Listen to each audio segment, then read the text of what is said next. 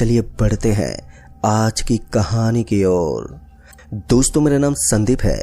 हमें कुछ बातों पर विश्वास नहीं होता है, इसलिए अक्सर हम उनकी सच्चाई जानना चाहते हैं, मगर कभी कभी ये बहुत ही ज़्यादा खतरनाक हो जाता है। दोस्तों, ये कहानी इसी टॉपिक पर है। दरअसल छुट्टियों के वक्त मैं अपने भाई के साथ अपनी बुआ के यहाँ पर आया हुआ था, और जब हमें पता चला कि यहाँ पर किसी भूतिया जंगल की बात की जाती है तो हम दोनों के अंदर उतावलापन होने लगा। अक्सर हमारे टीचर कहा करते थे कि भूत प्रेत जैसा कुछ नहीं होता और हम लोगों को उजागर करना चाहिए, उनके अंदर शिक्षा का प्रचार प्रसार करना चाहिए। और इसी के चलते एक दिन मैं और मेरा भाई हम घूमने के लिए उस जंगल की तरफ चल पड़े। उस वक्त शाम हो गई थी और उस दिन मेरी बुआ और मेरे फूफा जी भी शादी में बाहर गए हुए थे, तो उन्हें भी आने में काफ़ी टाइम लगने वाला था। इसलिए मैं अपने भाई के साथ उस जंगल की तरफ घूमने के लिए निकल गया। हम दोनों गांव के लोगों से छुपते छुपाते जंगल की सीमा पर पहुंच गए। जब हमने वहां अपने आजू बाजू में देखा तो हमें एक कच्चा और पतला सा रास्ता दिखा। उस रास्ते को देखते ही हम दोनों ने उसके ऊपर चलना शुरू कर दिया। वैसे तो हम सिर्फ यहाँ पर एंजॉय करने के लिए आए थे। भूत पिशाच जैसी चीज़ों से हमें कुछ ज़्यादा मतलब नहीं था, क्योंकि हमें पता चला था कि ये जंगल बहुत ही खतरनाक माना जाता है और मुझे और मेरे भाई को खतरनाक जगह पर घूमने का बड़ा ही शौक था। कुछ देर चलने के बाद हम दोनों को एक ऐसी जगह मिली जो बहुत ही डरावनी थी, क्योंकि वहाँ पर बहुत ही अधिक अंधेरा था, जबकि जंगल के कुछ हिस्से में हल्की फुल्की रोशनी आ रही थी। और उस जगह को देखकर तो ऐसा ही लग रहा था कि यहाँ पर बिजली नहीं है। यहाँ पर इतना अंधेरा था कि एक दूसरे को देख पाना भी बहुत ही मुश्किल था। उसे देखकर हम दोनों डरने लगे। जो भूत से नहीं डरते हैं तो हम उस अंधेरे से डरने लगे थे। तभी मेरे भाई रोहित ने मेरी आंखों से आंखें डालते हुए कहा, भाई अब हमें यहाँ पर रुकना नहीं चाहिए। उसकी बातें सुनकर मैं थोड़ा हैरान हुआ, क्योंकि अभी तक तो मुझे ऐसा ही लग रहा था कि भले ही मुझे डर लग रहा हो, लेकिन मेरे भाई को इन चीज़ों से बिल्कुल भी डर नहीं लगता। वो काफ़ी नॉर्मल होगा, और यही सोचकर मैं इन चीज़ों को नज़रअंदाज कर रहा था। फिर मैंने रोहन की तरफ देखते हुए कहा, अरे तुम ऐसा क्यों बोल रहे हो?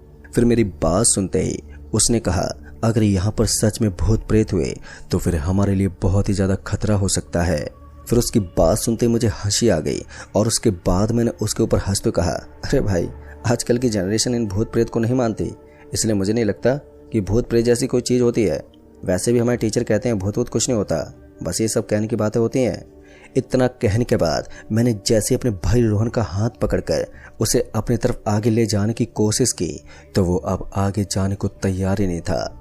पता नहीं क्यों, लेकिन उस जंगल के अंदर एक अजीब सा सन्नाटा था, और उस जंगल के अंदर जिस कोने में हम खड़े हुए थे वो सच में बहुत ही खतरनाक सा लग रहा था। उसके बाद जब मुझे लगा कि अब मुझे भी डर लगने लगा है, तो मैंने अपने भाई से बहाना बनाते हुए कहा, अरे वो क्या है कि यार, यहाँ पर कभी भी कोई भी जंगली जानवर हमारे ऊपर हमला कर सकता है, तो ऐसे में हमें यहाँ से निकल जाना चाहिए। मेरी बात सुनते मेरे भाई ने अपनी गर्दन हिलाई, और उसके बाद हम दोनों वहाँ से निकलने लगे।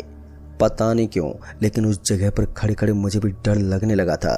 फिर हम दोनों वहाँ से निकले, और जैसे हम दोनों उस घने डरावने जंगल से बाहर निकलने लगे तो अचानक से मुझे एक हेडलाइट की रोशनी दिखी। वैसे तो इस जंगल के अंदर एक पतला और कच्चा सा रास्ता बना हुआ था, जिसके ऊपर से गाड़ियों का गुजरना कोई बड़ी बात नहीं थी, लेकिन इतनी रात को इस जंगल के अंदर किसी को भी आने से डर लगता। फिर ये गाड़ी यहाँ पर क्या कर रही थी? अभी मैं यही सब सोच रहा था कि वो गाड़ी इतनी सी देर में रफ्तार में आकर हमारे से थोड़ा आगे जाकर रुक गई। उसका रुकना मुझे कुछ ठीक नहीं लग रहा था, लेकिन फिर भी मैंने अपने भाई की तरफ देखा, और फिर हम दोनों उस गाड़ी के पास पहुंचे। हमने उस गाड़ी के अंदर झांकने की भी कोशिश की, लेकिन उस गाड़ी के अंदर हमें कोई भी दिख नहीं रहा था। उसके बाद हमने भी उसके ऊपर ज़्यादा ध्यान नहीं दिया और फिर वापस से जाने लगे। लेकिन तभी उस गाड़ी का दरवाज़ा खुला और एक आदमी उस गाड़ी से नीचे उतर गया। मुझे समझ में नहीं आया कि यह आदमी अचानक से गाड़ी के अंदर कहाँ से आ गया, और फिर उसके बाद जैसे जैसे उस आदमी ने हमारी तरफ अपने कदम बढ़ाए तो वैसे ही हम दोनों की दिल की धड़कनें काफ़ी तेज हो गई थी।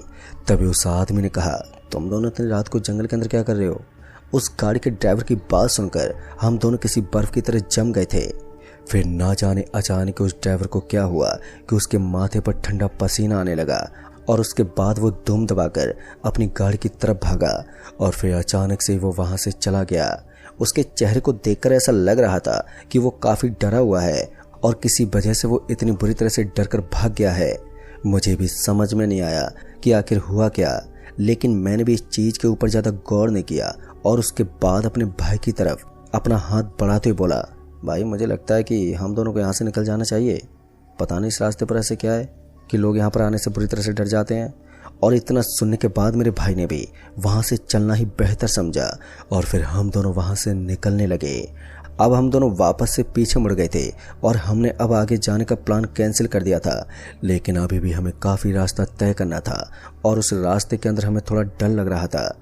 इससे पहले कि हम अपने कदम को थोड़ा और आगे बढ़ा पाते कि अचानक से हमें ऐसा लगा कि कोई दूसरी गाड़ी की हेडलाइट हमसे टकरा रही है और जैसे ही हमने पीछे मुड़कर देखा तो हमने पाया कि एक और गाड़ी हमारे पीछे आ रही थी।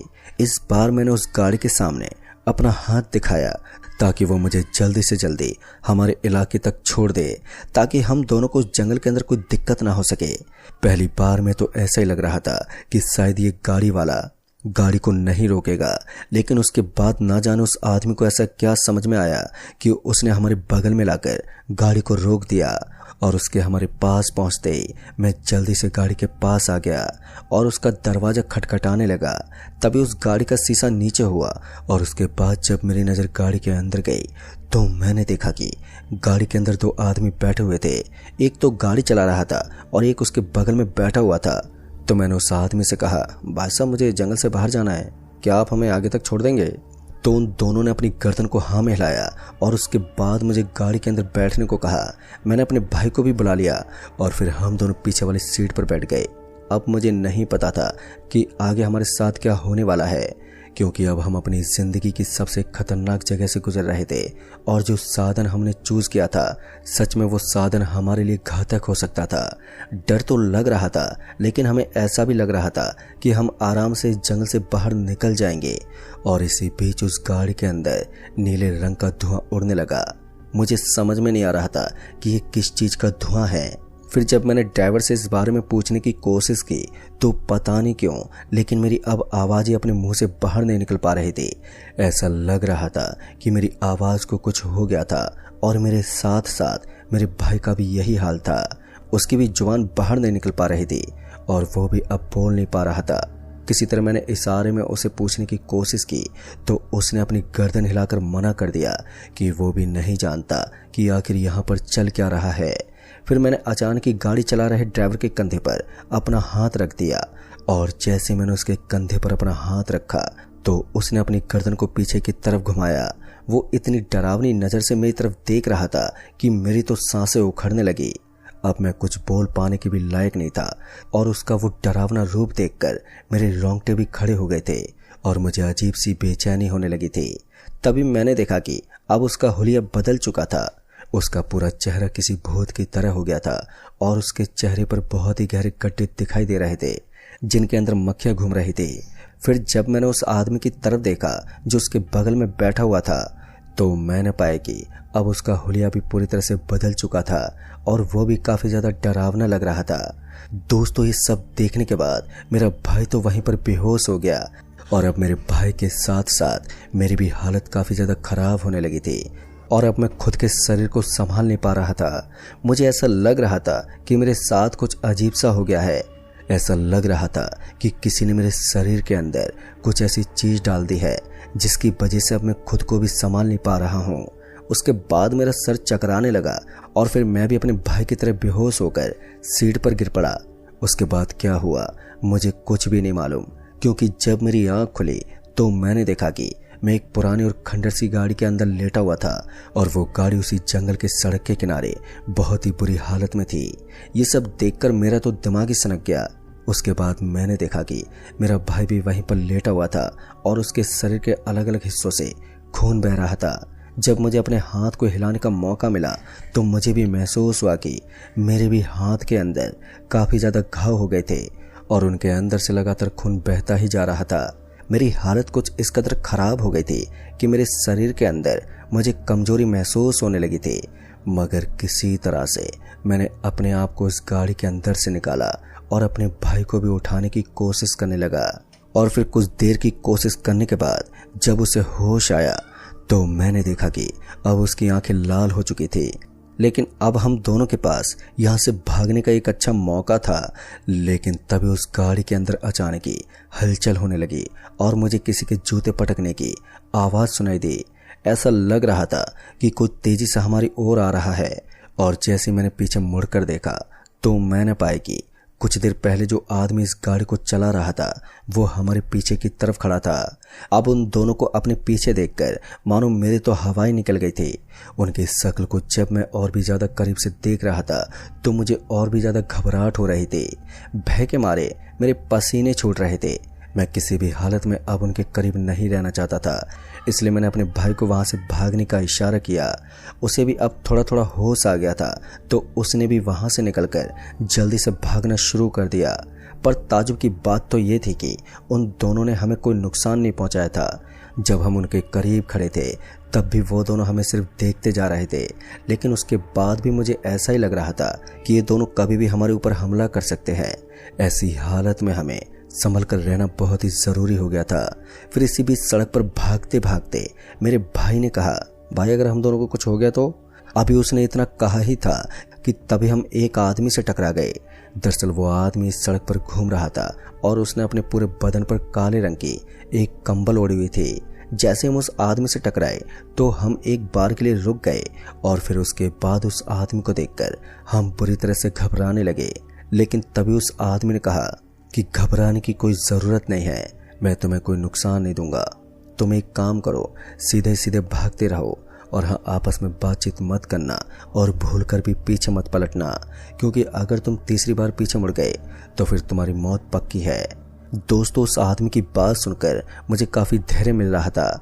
कम से कम हम यहाँ जिंदा तो बच सकते थे। फिर उसके बाद मैंने उस आदमी से कहा, लेकिन आप हैं कौन?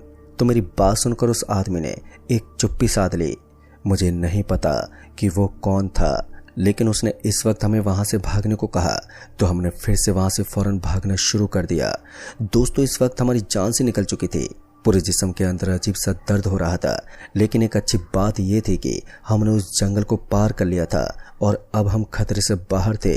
फिर उसके बाद में और मेरा भाई सीधा घर पहुंचे और घर पर पहुंचकर हमने देखा तो हमने पाया कि बुआ और फूफा अभी तक नहीं आए थे। हम दोनों को काफ़ी डर लग रहा था, इसलिए हम दोनों उस कमरे में चले गए जहाँ पर आरती वगैरह की जाती थी और उसके बाद हम दोनों उस कमरे में नीचे बिस्तर लगाकर आराम से सो गए। उसके बाद जब सुबह हुई तो हमने इस घटना के बारे में घर वालों को बता दिया। घर वाले भी हमारी बात सुनकर हमारे ऊपर काफ़ी गुस्सा करने लगे, लेकिन उसके बाद उन्होंने बताया कि उस जंगल के अंदर इस तरह के हादसे होना एक आम बात है। कई बार तो लोगों की जान चली जाती है। वो तो तुम्हारी किस्मत अच्छी थी कि तुम जिंदा बच गए, नहीं तो वहाँ की आत्माएं किसी को भी जिंदा नहीं छोड़ती। तो दोस्तों, इस कहानी में बस इतना है। कहानी आपको पसंद आई हो तो वीडियो को लाइक शेयर ज़रूर कर दें और साथ ही हमें नीचे कमेंट बॉक्स में ज़रूर बताएं। दूंगा ऐसी एक और नई कहानी के साथ। तब तक के लिए बाय एंड टेक केयर।